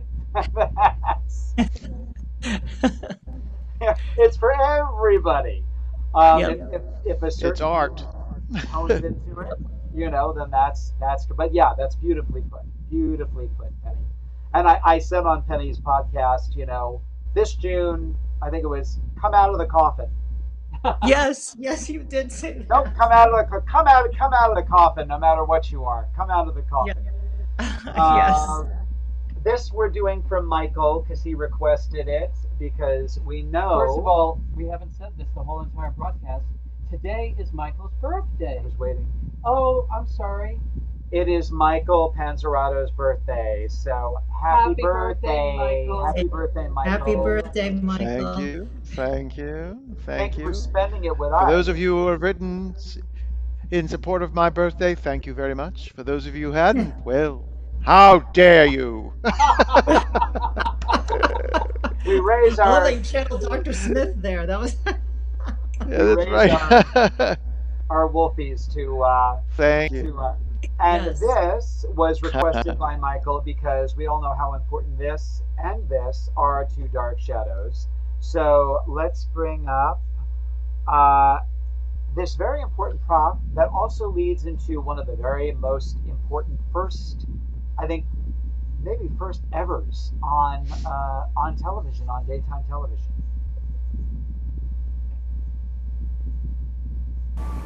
What an unusual cane.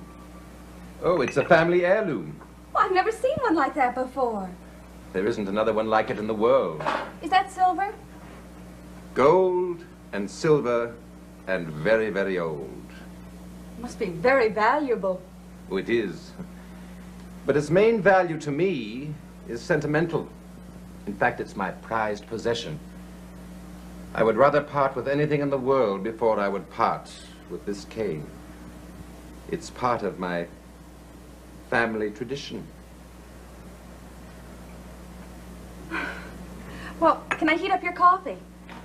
If it isn't too much trouble. Oh, it's no trouble at all.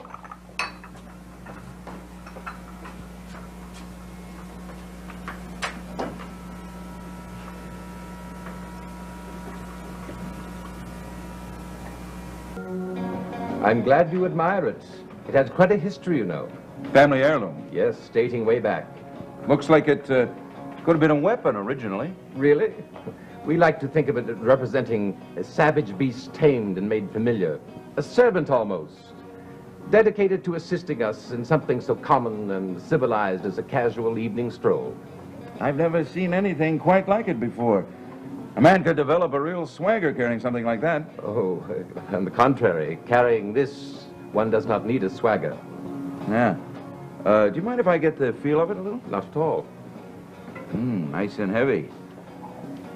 It certainly doesn't look tame to me, but then I guess if you could tame our Willie, you could, a wild wolf wouldn't cause you any problems. Do you know what metal it's made of? Of course it's... Looks like pure silver, isn't it? I beg your pardon. I just wondered, is it silver? I'm sorry. Could we discuss this some other time? I just remembered that there's something that I have to do. Please excuse me. Oh, yes, of course. Good night, Devlin. I hope we'll see you again soon.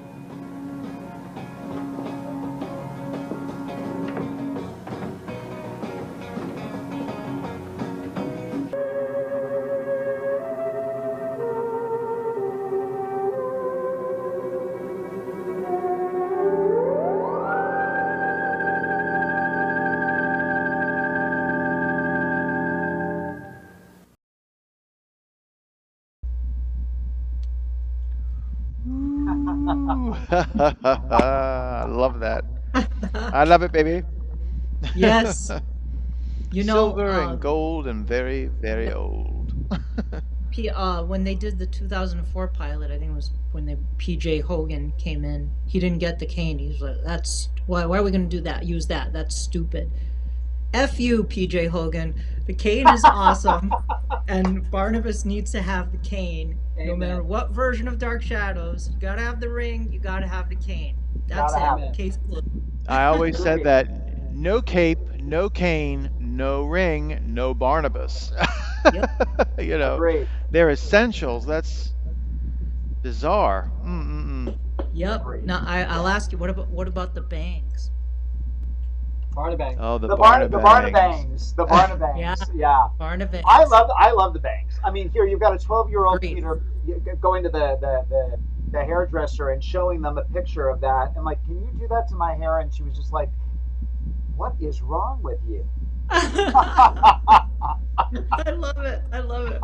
God, I love the bangs. That's the one of the few things I will say that the Johnny Depp movie, I'm glad they kept the bangs because Ben Cross did not keep the bangs. Now that said, I don't know how well the bangs would have worked. I said this I recorded the 1991 DS episode recently, and I was like, somebody Photoshop Ben Cross with the bangs because I want to see what that looks like. Totally. Totally. But that chain's got to be there, the ring's got to be there, and the cape. Yes. Absolutely. I did the same thing with my hair. I used to try and get it to do that with the bangs, and I even used to steal my mother's eyeshadow and put it on before. And my mother said, "What are you doing?" You know, I walked in. She said, "Are you wearing makeup?" I said, "No." She said, "You're trying to go to school with makeup on to look like that vampire. Go take that." I love it. I love that.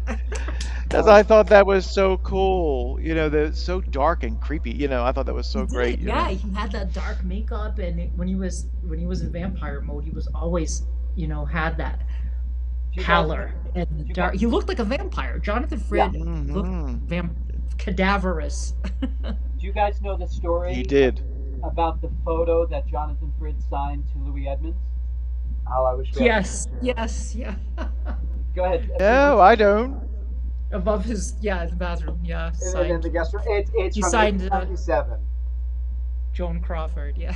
Yeah, he's got all the eyeliner on. He's got the 1897 with that ermine kind of wool collar that they attach to it, and all that eyeliner. Dear Louis, love Joan Crawford. Yeah, Vinny Lascalzo. Oh God. Yeah. He did such a great job with the makeup on the show. Another unsung hero of Dark Shadows, I think. Vinny Lascalzo. Yeah. Oh yeah, and Craig Hamrick. Go on. Sorry, I didn't mean to interrupt you. We miss Craig Hamrick. That just reminded me. Oh, Craig. Yes. We were very close with Craig. That's the first edition of Barnabas and Company. Yep. Yeah, Craig was a dear friend. Aww. And he was cool. Huge fan of the Marilyn Ross paperbacks, which Penny did a fabulous episode. Yes. Of Terror At Collinwood with the Marilyn. No, I really enjoyed it. I really enjoyed that chat. And now I want to download. Joe Escobar did a Night of DS novelization that you can download. Is that out there? He did. Yeah, I put a link to it in the show notes of the. It's in the notes. Okay. Yeah, and it's weird that they never did do a novelization paperback library of Night of Dark Shadows. I wish we had gotten one of those, but I'm glad Joe did one. So. Absolutely. There was something you had just brought up, and now it flew right out of my head. As far as the look goes, it'll come. Vinny Lascalzo. Oh, Vinny Lascalzo. Yeah, Vinny does not get enough credit. Steve just wrote. I'm going to actually put it up. Okay. He just said. It is so good to hear Vinny remembered too.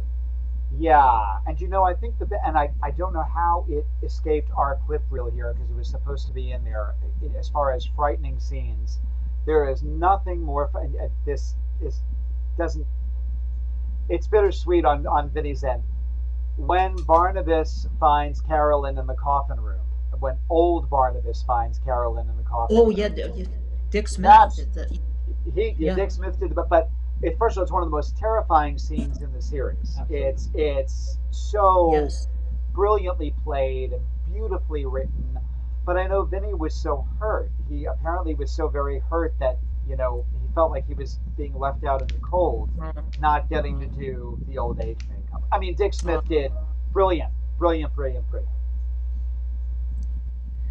Yeah, I'm sure Vinny would have done a great job too. I mean, given what he did for Alex Stevens' werewolf makeup, I'm sure he would have done a great old man Barnabas too.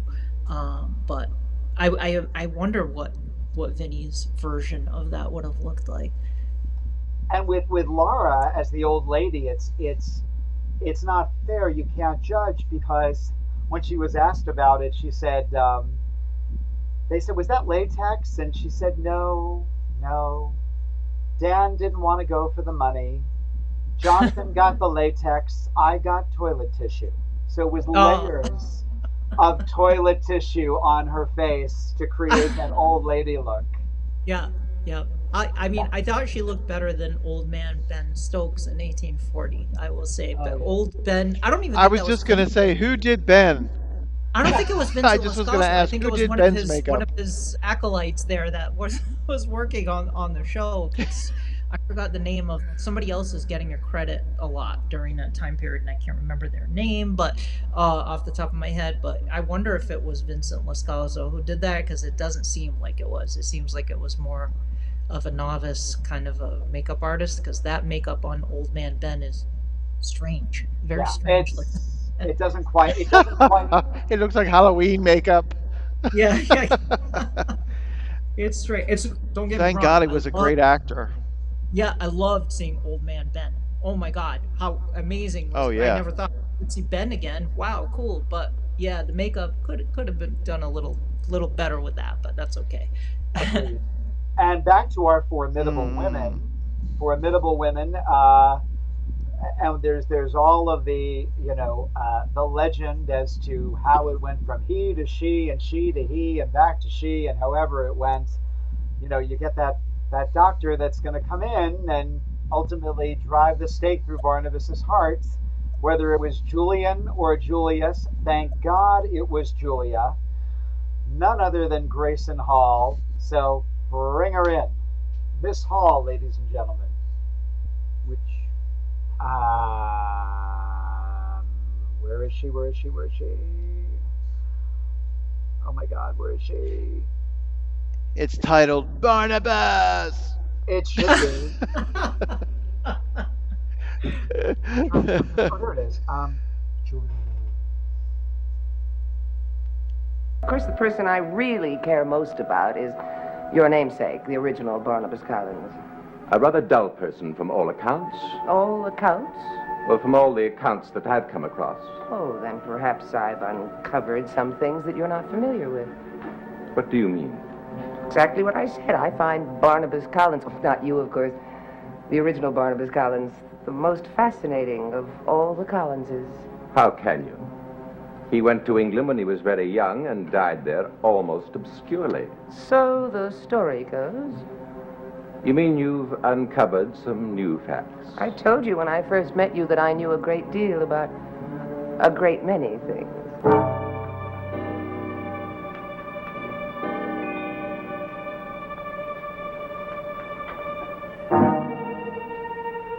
Good evening, Barnabas Collins.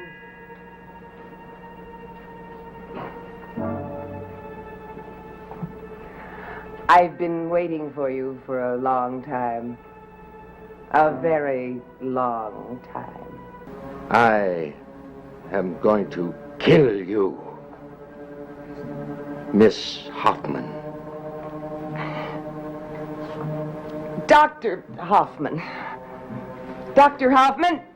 Dr. Hoffman? Yes, I can help you.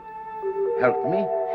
Yes, I tell you, you don't have to live this life. You're merely trying to save yourself.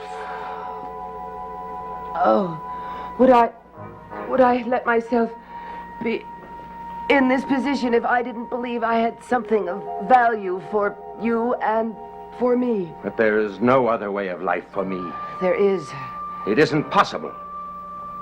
It wasn't possible 130 odd years ago, but it is possible now. How can you be so certain? Oh, because I've spent my lifetime studying conditions such as yours. How could you have done this? Have there been others like myself? No, you're the only one I've encountered. That's why you're so important to me. That's why I need you. Need me? From the time I entered medical school, I've been fascinated by the relationship of life to death. I believe that one is a continuance of the other, and that someday they will merge and that life will not terminate. That day is close at hand now that I found you. Grayson. Woohoo! I've said it before and I'll say it again. She was the bravest character in that series. Nobody backed her down. Absolutely nobody backed her down. Yeah, she went head to head with everybody. She went head to head with everybody. I love that scene. Yes. I love it. I love it so much better than I know. In a movie you've got to shorten things, so I get why in House of Dark Shadows it's so truncated. But I much prefer all of the tee up that we get on the television series. Her posing as the historian and their initial meeting and him taking her back to the old house. I I love that whole tee up. Really I quickly, totally agree. really quickly, we Yeah. recognize that YouTube is flagging many of these clips. We will, by this time tomorrow, have the complete uploaded version uploaded to YouTube without the interruptions. Just so you know, we are aware of it. We're getting comment after comment. Yes, if you're watching on YouTube, it does automatically flag it, but it's never in the replay, and it doesn't happen if you're watching on Facebook, guys. So if you want to tune in on Facebook, that's how you can watch without interruption. Otherwise, it comes up real time, but then it's gone by the time it's uploaded on YouTube. So I meant to say that at the top of the show. I apologize. Penny, your thoughts? I was just going to say the makeup artist I was trying to think of before, I think his name was Dennis Eger, Eger. He was also, I think he was one of the students of Vincent Lascazzo. But this was one of the clips I picked when Peter was asking me about favorite clips from the show or memorable clips. And this clip just shows you that Dr. Julia Hoffman, she's a badass. Like she is such a badass. Like she goes face to face with Barnabas Collins, with a vampire. She knows he's a vampire and she sets him up. She's brilliant. She tricks him, and then she knows he's dangerous and tells him, I can help you. I can help you not be the way you are. And I love Dr. Julia Hoffman. And later on, she does the same. She's human. Dr. Julia Hoffman is a human being, and she goes face to face with Barnabas, Cassandra / Angelique, Nicholas Blair. I mean, she's got Julia. She's awesome. She's just awesome. And she's smart. What a great character. And this clip illustrates that she's on that level with all of these supernatural players. She's right on the level, and that's why she becomes Barnabas. Later, it's great. It's cool to see Julia as this sort of morally ambiguous character at first. Like Julia's kind of villainous, but she's not at the villainous level of Barnabas in terms of murder and stuff. Like she's like, whoa, that's a step too far. But it's great to see their relationship develop as they become allies in the show. And I would love to imagine the scenario, as we saw, as the show went on, that they did develop this kind of Holmes and Watson kind of thing that happened between the two of them, this bond. And it would have been cool to see that continue as they went on more supernatural adventures together. Wow, great. Grayson, oh my God. Incredible addition to Dark Shadows. Pivotal character in the show. Top, one of the big guns. I was going to say, too, how you're coming in an era too, and again, credit to the writers, where the sidekick, thanks to, and I love these movies, but the Wallace Bruce, was his name Wallace Bruce, the portrayal of Watson in the Basil Rathbone films. Was Nigel Bruce. Nigel Bruce. If you read the stories, Watson was not an equal to Holmes, but he was a doctor. He was served in the military. He was not a stupid man. He was always kind of given later in film a sort of much slower than Holmes. And a lot of the sidekicks were that way. When you watch the Westerns, the sidekick was always falling over himself. And Julia was a sidekick equal to, if not superior, to Barnabas in a lot of ways intellectually. Yes. And like you said, she struck a witch. In that scene that we just played, before the bedroom, she is pretty much goading him into an attack. And for the audience, what a tension.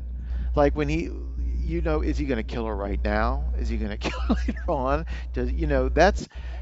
She was written differently than even most sidekicks, and particularly, and I don't mean this, the female characters in other series. She was way above. Lost in Space is my baby, but way above how Maureen Robinson, who was supposed to be a biochemist, was played. And even some of the female characters on Star Trek, which is the elevated series, were just skirts. So Julia was like groundbreaking, I think.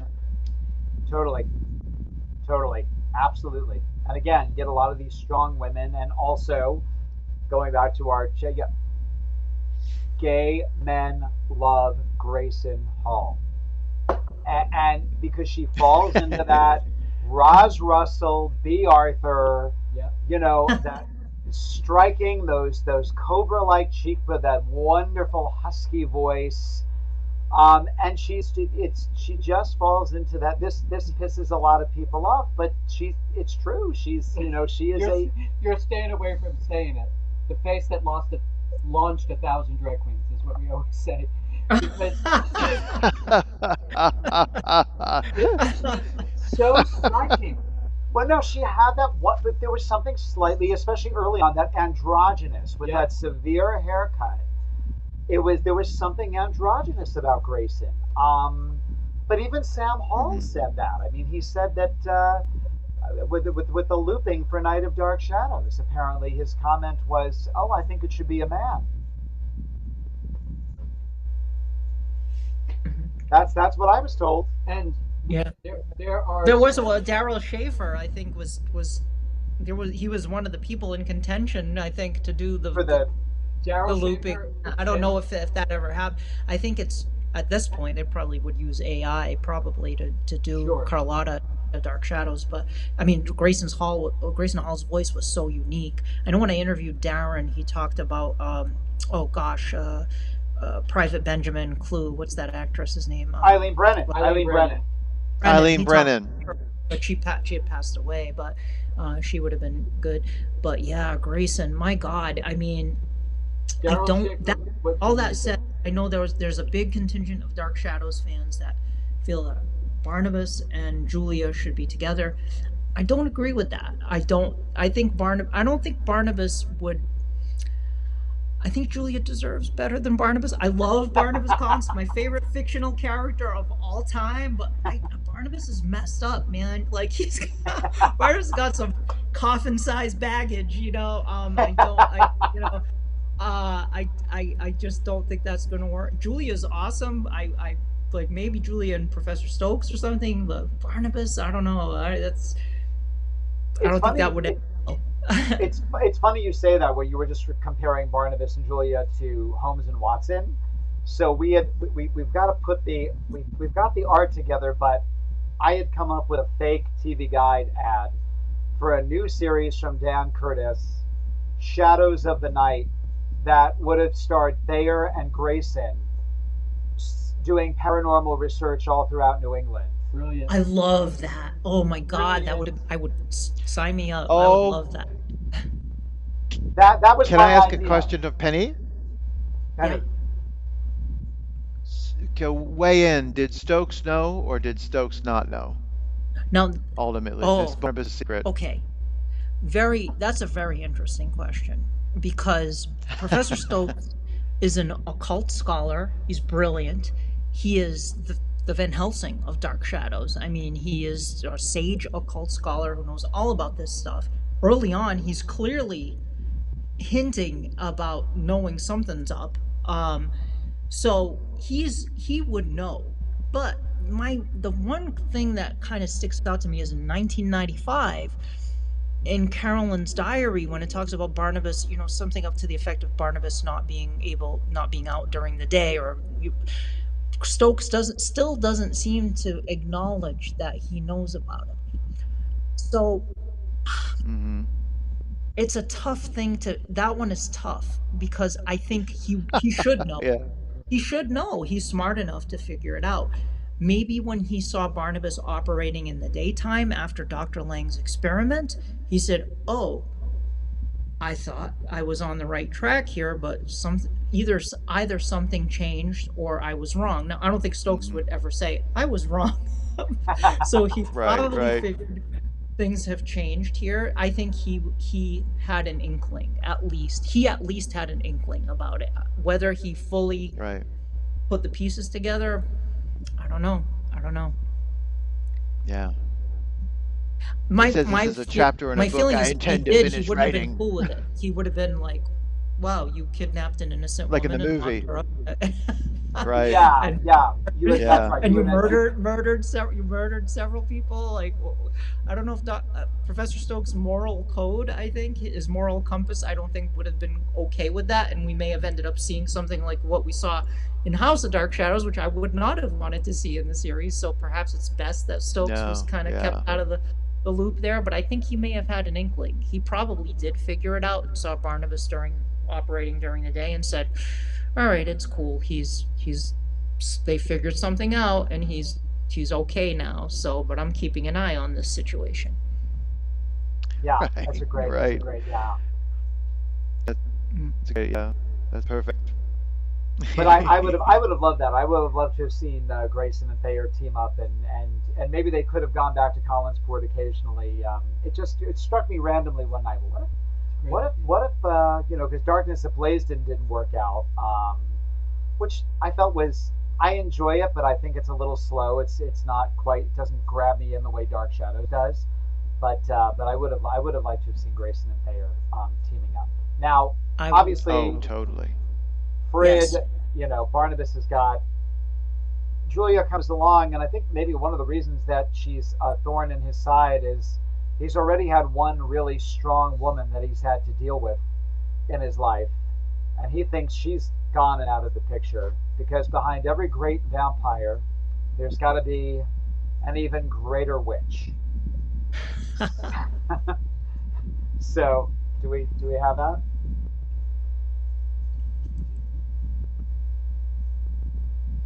Actually, you know what, John? Let's go though to because Penny and I had talked about that. Oh my God, where is it?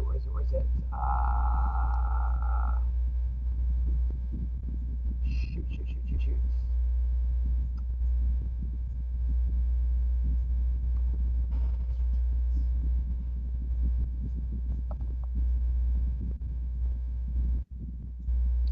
This is riveting podcast here. Sorry, guys.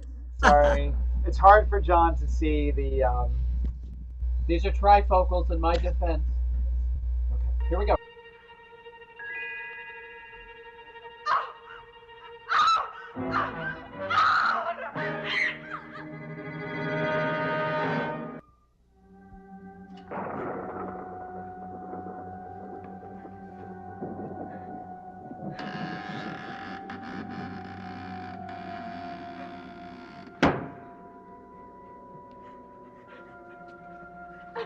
What were you about to do to me?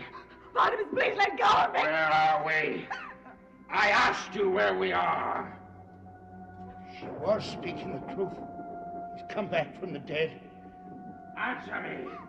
We are in Colin's mausoleum. Mausoleum? Why was I in this coffin? What have you done to me? Barnabas, I want to get away from this place. Not until you tell me where we are and what has happened to me. Let's go back to the old house and I'll tell you there. No, you will tell me now, here. Barnabas, please, I can't. Perhaps you won't have to tell me. I remember being in bed, delirious with fever. I was afraid I would die. That's what's happened to me, isn't it?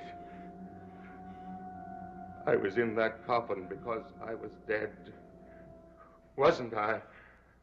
Wasn't I? The curse. You set a curse on me. You said I would live with it through all eternity. Yes. Then the bat came into the room. It came straight for my throat. You knew I was going to die and then come back to life again, didn't you? I tried to prevent your death, Barnabas. I did everything that I could. But you failed. Yes. And having failed, you came here to try to prevent me from returning. You said that anyone who loved me would die. I tried to lift the curse, Barnabas. I did everything in my power. But you could not. No. So the curse is with me yet and will remain with me. Now I know why you tried to prevent me from coming back to life. You do? Of course. You knew you would be the first victim of your own curse. No, that's not true. Of course it is, Angelique. Or were you always lying to me when you told me how much you loved me? No, Barnabas. I do love you.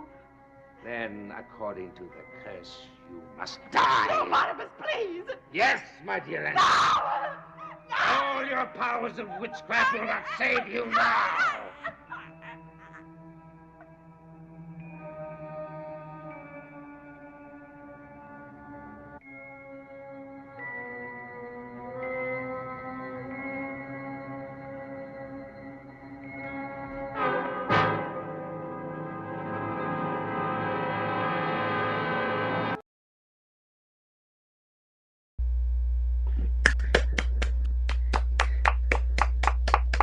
Great scene.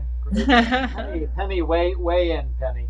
There's a picture of Peter and Lamar from 1997. That was at the Dracula Oh my Centennial. goodness! Oh, I love that. Yeah, that was at the Dracula Centennial. That being that said, we lost Michael. He had to use the powder room. Oh, He'll be okay. right back. Penny, weigh in. To quote the Penguin in Batman Returns, tragic irony or poetic justice? You tell me. It's like, yep, that's, I absolutely, that scene is amazing. And when people say, Dark Shadows is campy, tongue-in-cheek, yes, right there, that was a pretty intense scene, and I love Lara Parker. It's just great how the show just kept escalating in that way, because Barnabas was bad, but then they bring in Angelique, and wow, she's worse than Barnabas, and you find out how Barnabas became a vampire, that whole backstory, which was a huge first in pop culture, in horror, the horror genre. You get a little bit of that in Varney the Vampire, but this is just a full-blown backstory for a vampire, and Angelique is the catalyst for that, and becomes the primary antagonist for Barnabas and for the series, for both. That whole scene where I love, where she's trying to undo the curse after she survives the gunshot.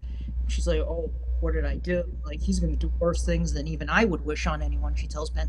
And she's trying to undo that whole curse, and she can't do it. She can't remove the curse, and he rises as a vampire, and she's the first victim of the curse. Though anyone who loves you will die, and that's what happens. Of course, she comes back more powerful and vindictive than ever, but wonderful scene between two great actors, two great characters, two iconic characters. That's Dark Shadows right there. I mean, just chills. Great writing, great acting. The two of them just play the scene to the hilt, and I just love the way he turns on her. That moment where it's like, somebody's gonna get it. Yeah. It's like you're waiting through 1795, it's like it's one tragedy after another, and it's like Angelique was the catalyst for all of this, and she gets her just desserts here. Of course, she continues to cause a lot of problems later on, even after death.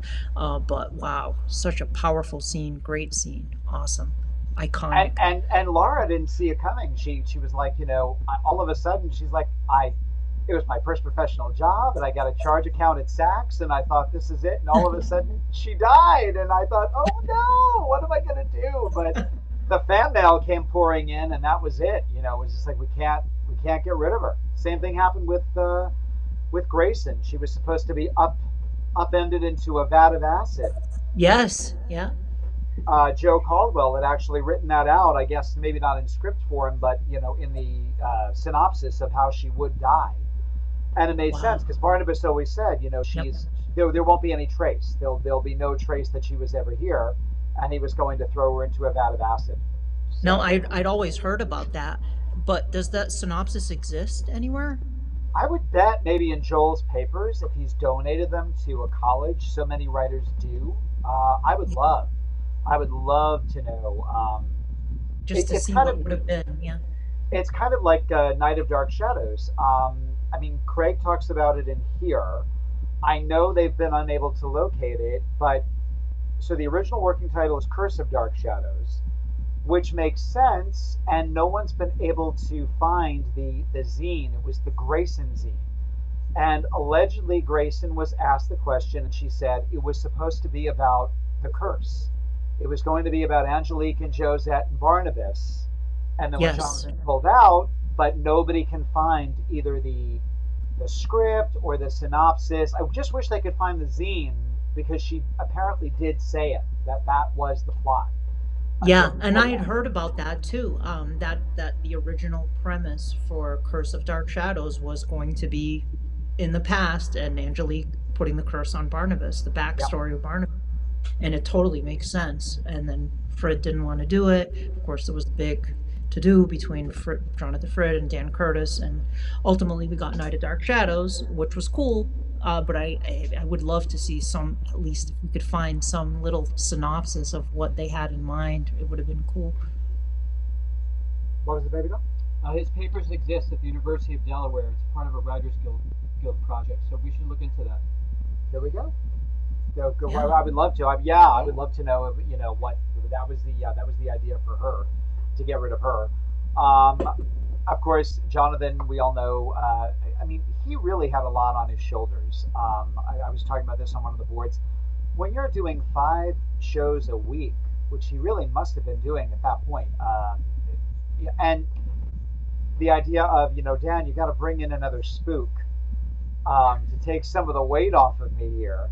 And I have to say, I've never been a Frankenstein fan. For those of you who are, I think it's great.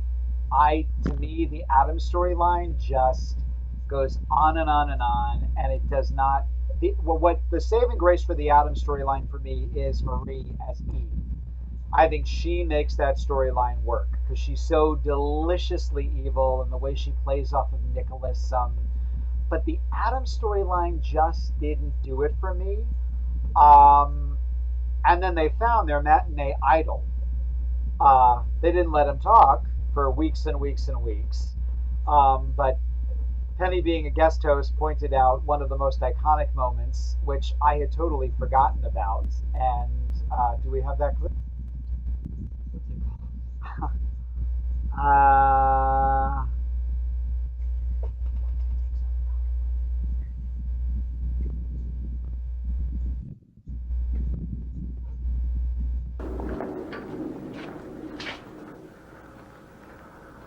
Oh, God. Please forgive me for doubting you. Oh, Roger. I never thought we would be forced to leave this house. I don't know what to do about anything. I must turn out the light. I'll put the bags in the car. Mr. Collins, tomorrow we'll make an expedition to pick up your things.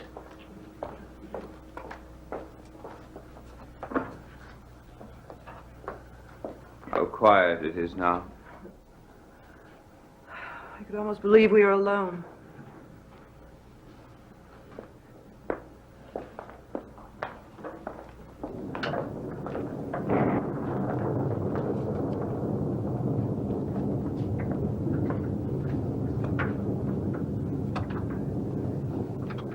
We'll be back. Have no doubt of that.